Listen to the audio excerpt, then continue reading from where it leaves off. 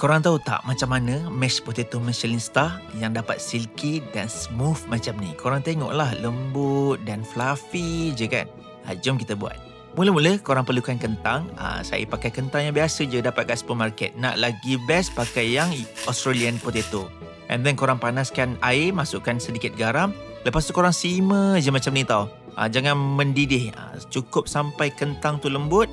And then korang biarkan sekejap. Lepas tu korang kena tapis dengan penapis ni. Alah, penapis yang buat kek tu. Lepas tu korang tapis sampai dia halus supaya tak bergetul. And then korang masukkan balik dekat dalam pot. Letakkan butter sejuk, krim sikit-sikit je tau. Korang bagi kacau smooth macam tu. Bagi dia emulsify, masukkan krim lagi, masukkan butter yang sejuk. Pakai whisk pula, bagi dia kembang cantik hello macam ni. And then korang tapis lagi. Michelin Star memang banyak kerja guys. Kena tapis lagi 2 kali. Bagi dia halus-halus.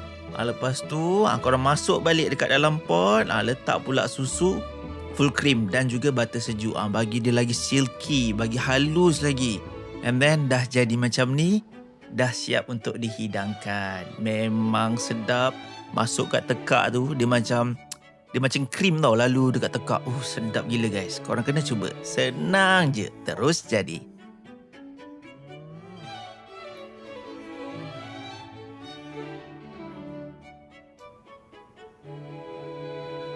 Sedap.